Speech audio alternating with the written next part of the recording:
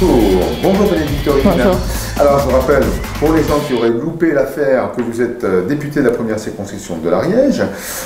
Vous avez 2 permanences, je crois, ou une permanence à Lavelanet. Alors, on a un accueil à Lavelanet et là, on va ouvrir un bureau à Foix. Parce que c'était une demande. Et puis, mais par contre, moi, il me faut un peu de temps, hein, parce que voilà, on n'est pas professionnel de la politique, donc il y a besoin de se poser et de faire les choses. Moi, je fais les choses dans mon rythme, en fait. Voilà. Donc, un bureau à Foix. Alors, on rappelle que vous êtes député donc, de la France, Mouvement France Insoumise, vous venez du syndicalisme et on a voulu, comme d'habitude, faire un petit point avec vous sur les dossiers qui ont été réalisés pour l'année 2018. On sait que ça a été assez mouvementé et vous avez plein de choses à dire sur ce qui s'est passé. Alors, on sait que vous n'êtes que 17 à la France Insoumise à l'Assemblée nationale. Beaucoup de boulot pour être un peu partout dans toutes les commissions. On vous a vu il y a quelques temps ici même, vous étiez fatigué comme pas mal de députés parce qu'il y a tellement de choses à faire. Et puis pof, on a un mouvement social qui arrive en fin d'année. Et là, vous avez plein de, pas de remise en cause, mais un questionnement sur tout ceci. Donc on voulait faire un petit point là-dessus avec vous, sur le rôle de député. Est-ce que c'est satisfaisant quelque part ? Ben, en fait, au bout d'un an, je me rends compte que non, à titre personnel, je ne suis pas satisfaite, même frustrée de la situation. Parce qu'on a déposé de nombreux amendements, aucun pratiquement n'est passé.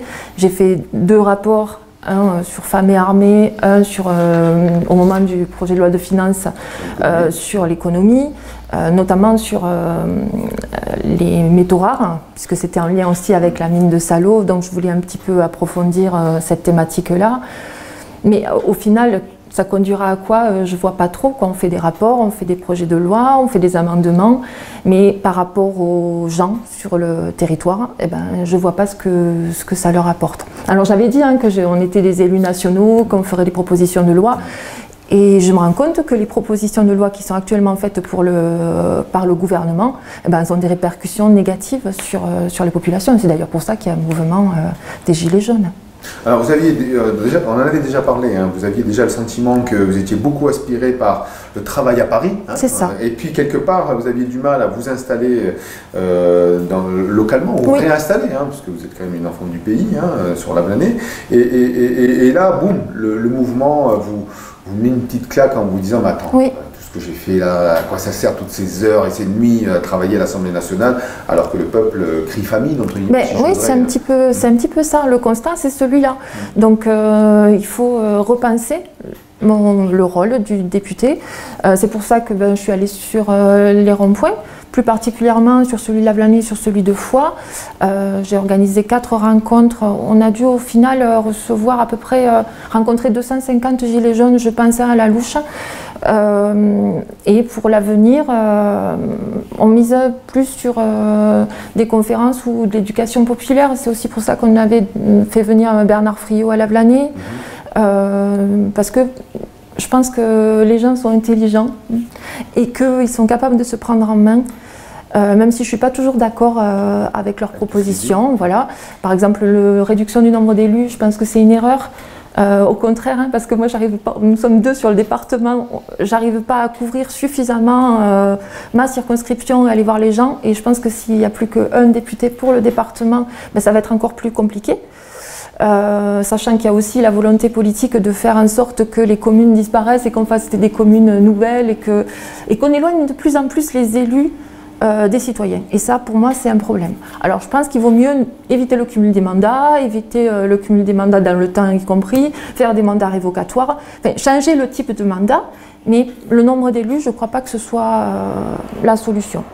Après, ce qu'on nous dit, c'est que ça coûte cher. Bah ouais, parce que la démocratie coûte cher, comme les services publics, peut-être que ça coûte cher, mais c'est nécessaire, c'est un choix de société. Alors, qu'est-ce que vous dites quand on nous dit? C'est justement dans les discussions avec les oui, tout ça, vous ne servez à rien, mais qu'est-ce que vous faites? Ressorti. Vous n'êtes pas chez nous, ça. Vous êtes à Paris, et en fait vous n'avez rien à faire de vous. C'est ça pour vous? Oui, ce sont des... Là, ça doit quand même... Mais ça fait cogiter. Hein. Bon, après, il y a des remarques positives, mais moi, c'est vrai que je me suis surtout penchée sur les remarques négatives, entre guillemets, et parce qu'il faut se remettre en question. Et puis, c'est pour ça aussi que j'avais fait... je voulais être élue, donc il y a une remise en question permanente et le mouvement des Gilets jaunes, je pense qu'ils ont raison. Donc ça nous remet en question et je pense que c'est important. Alors les élus, vous êtes élus de la nation, hein. Est-ce que vous n'êtes pas trompé de mandat quelque part?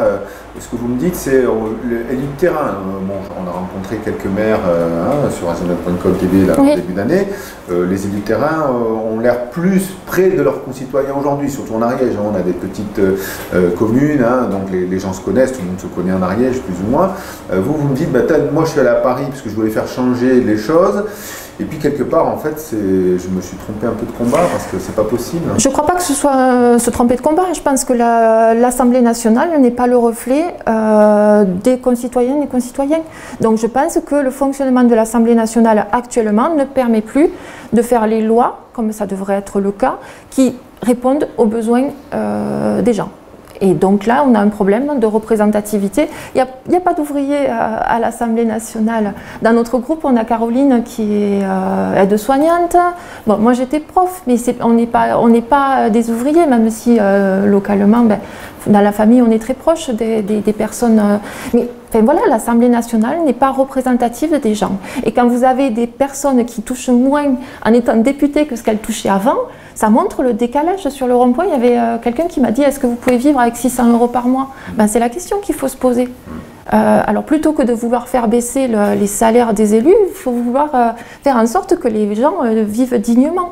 Donc, et pas faire que entre guillemets, les pauvres s'en prennent aux plus pauvres. Parce que c'est ce qui va se passer, par exemple, avec le nouveau projet de loi, proposition du ministre de l'Éducation nationale, qui veut supprimer les allocations aux familles dont les enfants sont violents. C'est pas la solution d'être dans cette démarche-là, je crois. Ce travail de fin d'année sur le terrain, et ça nous amène à 2019, vous a fait pas rendre compte, parce qu'on sait que France Insoumise proposait une nouvelle manière d'appréhender le monde politique, proposait une 6e République, c'était dans notre objectif, le dossier. Là, sur le terrain, avec les Gilets jaunes, on a vu 3 lettres très importantes, RIC, donc qui veulent dire référendum d'initiative citoyenne, et donc visiblement dans votre discours, on soupçonne que ça pourrait être la clé de ce qu'il faudrait faire. Je pense que redonner la parole aux gens et les écouter, surtout parce que les faire parler sans les écouter, ça ne sert pas à grand chose. Donc leur redonner du pouvoir. Et c'est pour ça qu'on tente l'éducation populaire, l'intelligence collective, parier sur l'intelligence collective. Il me semble que c'est... Et c'est ce qui se passe sur les ronds-points. Ça a eu le mérite au moins, cette réaction, de faire en sorte que les gens ils se rencontrent, ils sont solidaires, ils sont entre eux, ils discutent, ils débattent, parce qu'ils ne sont pas tous d'accord. Voilà, je pense que ça c'est important, que les gens et puis en plus se réapproprient la politique, parce qu'ils disent qu'ils sont apolitiques, qu'ils ne veulent pas de politique, c'est plutôt qu'ils sont apartisans, on va dire, qu'ils ne veulent pas être récupérés par un parti politique, mais en revanche ils ont une démarche qui est extrêmement politique. Donc voilà, moi je pense qu'ils se sont réappropriés, et c'est un mouvement qui réussit. Moi je suis syndicaliste, on n'a rien obtenu, même en 2003, on a fait des grèves, on n'a rien obtenu, et eux, ils obtiennent quelque chose. C'est le bon sens qui fait qu'on obtient des choses. Oui, c'est ça. Et c'est la discussion, et c'est se mettre en commun tous ensemble, parce que sur les ronds-points, vous avez tous les types de sociologie en fait. Alors on a pour un petit peu s'éloigner du débat national, parce que en Ariège ça a été relativement convivial. Oui. Nous on passait régulièrement sur les ronds-points, il y avait même le Père Noël qui nous accueillait, donc il y avait du jaune, du rouge, il y avait bonne ambiance, on mangeait des merguez, c'était très sympathique, tout en étant quand même affirmé. Non, mais c'est... mouvement. Par contre sur Toulouse ou sur d'autres endroits où on est aussi allé, c'était la casse, c'était beaucoup de combats, c'était assez violent. C'était une violence. Voilà, violence. Donc effectivement, on sait que la violence peut, à un moment donné, peut ressortir. Est-ce qu'aujourd'hui, vous n'avez pas, comme certains disent, peur qu'il y ait beaucoup de casse et que ça dénature justement ce fond important qui était à l'origine de ce mouvement, en disant, attendez, il ne faut pas nous prendre pour des couillons, on ne peut pas vivre, donc il faut changer les choses. Là, aujourd'hui, on est sur, oui, il faut casser, ça devient très... C'est pas, on n'est pas sûr, il faut casser. Le monde diplomatique a sorti une carte avec les lieux de pouvoir et ils se font taper dessus parce qu'on dit qu'ils appellent, qu'ils incitent à la violence. Mais la violence, elle est institutionnelle. La violence, c'est quand on n'a pas de quoi payer son chauffage, quand on a une retraite à 600 €, 800 € alors qu'on a travaillé toute sa vie. La violence, elle est là. Quand on ne peut pas donner à manger à ses enfants normalement. Voilà, il faut voir hein, le secours populaire, le nombre de personnes qui sont présents là. C'est pour ça que ça c'est une violence. Moi, cette violence-là, elle m'affecte aussi. Parce que quand je ne suis pas dans la capacité, en tant qu'élu de la République, de faire en sorte que les concitoyennes et concitoyens ils arrivent à vivre décemment, et bien ça, c'est une violence. Pour moi, c'est une violence. Casser, par exemple, casser des meubles. Mais ouais, mais qu'est-ce que vous voulez? C'est comme de l'argent public et c'est oui, les impôts de chacun. Ce sont nos impôts. Et donc ça c'est pas gênant, ça aussi? C'est gênant, mais le problème, c'est d'où vient cette violence. Voilà, les gens, ils ne sont pas violents par nature. Moi, j'ai pas envie d'aller casser des vitrines. Mais quand les gens sont à bout et quand on ne les écoute pas, eh ben c'est peut-être le seul moyen. De voilà. se faire entendre. Ben oui, parce que ce que je disais tout à l'heure, en 2003, on a fait des grèves, on a fait des manifs. Vous n'avez rien eu, malheureusement, parce que ça, c'est un constat quand même d'échec. Parce que s'il faut en arriver à détruire le bien public, c'est ce qui se passe dans les banlieues aussi, hein, où pour être entendu, eh ben ça veut dire que les politiques ne font pas correctement leur travail. Voilà.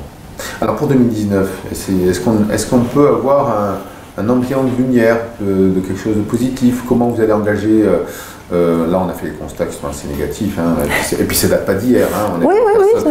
Tout le monde est d'accord sur le fait que c'est pas un an et demi qu'on est arrivé à ce constat-là. Donc il y a une accumulation de frustration depuis des années qui a conduit à ce mouvement. Pour 2019, qu'est-ce que Bénédicte Taurine nous souhaiterait en Ariège? Alors, nous souhaiterions en Ariège, c'est que le mouvement des Gilets jaunes se poursuive, alors peut-être sous une autre forme que celle d'être dans le froid sur les ronds-points, organiser des débats, organiser des rencontres. Il y a une demande qui a été faite de Maison du Peuple, avoir des lieux où les gens puissent se réunir dans la convivialité et pas seulement une salle de temps en temps, mais des lieux de convivialité où tout le monde puisse se rendre. Rester solidaire, parce qu'il ne faut pas se monter les uns contre les autres, et parfois c'est ce qui peut arriver, monter les plus pauvres contre les plus pauvres, et en attendant, Carlos Ghosn, il paye plus ses impôts en France. Il est encore en prison. Hein. Oui, d'accord, mais voilà, c'est ce constat-là, c'est-à-dire qu'il faut regarder où se trouvent les gens qui ont de l'argent et qui truandent notre pays, l'évasion fiscale par exemple. Alors vous proposez quelque chose par rapport à ça? Mon gouvernement propose le grand débat national. Alors moi je fais quelque chose de plutôt en parallèle en fait. Le grand débat, je ne sais pas, écoutez, ils ont une solution qui est la leur. Les maires y participent plus ou moins. Les cahiers de doléances, moi j'en ai récupéré puisque certains maires ne les ont pas mis en place et c'est tout à fait respectable. Donc moi des Gilets jaunes m'en ont remis. On va voir comment ça peut se traduire à l'Assemblée parce que c'est pas simple. Voir ensuite, je vous dis, moi, être plus proche des gens, essayer de faire des débats, des rencontres, mettre au service des citoyennes et citoyens de la circonscription les moyens de députés. Parce que, et peut-être faire moins à l'Assemblée, mais ça va être compliqué d'être moins à l'Assemblée parce que tout le monde regarde les statistiques. Donc en fait, c'est très paradoxal, hein. C'est comme on nous dit on ne veut pas de politique, mais en même temps on n'est pas, les politiques ne sont pas là. On est moins à l'Assemblée et du coup on dit ouais vous faites pas votre travail pour lequel vous avez été élu, sachant que l'Ariège, la problématique c'est quand même le temps de trajet entre Paris et la fameuse ligne SNCF. Et la fameuse ligne SNCF à laquelle je tiens et que je continue à utiliser et qui est menacée toujours mine de rien.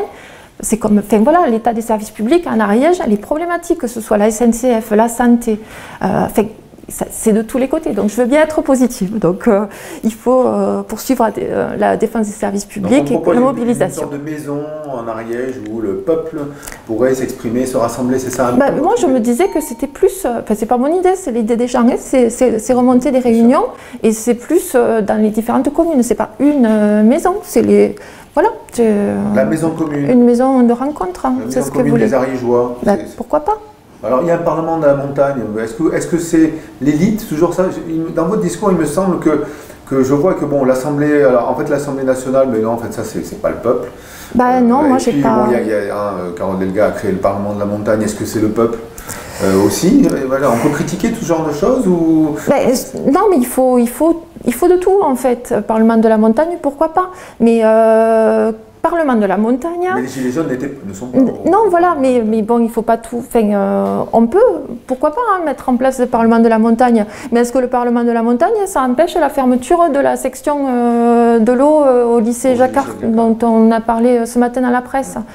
Enfin voilà, comment elle s'appelle, Valérie Pécresse, elle dit qu'il faut que les enfants ils aillent à 9h, ils puissent dormir suffisamment et que l'école commence à 9h. Qu'est-ce qu'on fait nous pour nos gamins qui sont obligés de prendre le bus? À 6h. Ben voilà, qu'est-ce qu'on fait pour...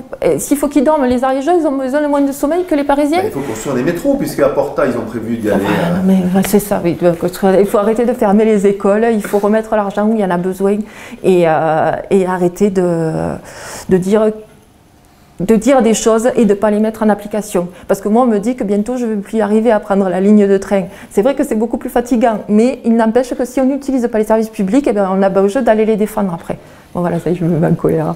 Allez, elle est toujours combative. Écoute, pour 2019, ben, on souhaite quand même qu'on garde le moral. Ah oui, oui, non, mais ça, mais oui. Et la santé, parce que quand même, on vous a vu très fatigué. Eh ben oui, mais c'est normal. Là, c'est normal, mais bon, on espère que vous allez tenir le coup. Et puis pour ça, il faut que les services publics sur la santé, ben, ils tiennent le coup en Ariège, parce qu'on ne va pas aller se soigner à Paris, comme on m'a dit. Entendu. Merci beaucoup. Voilà, merci à vous.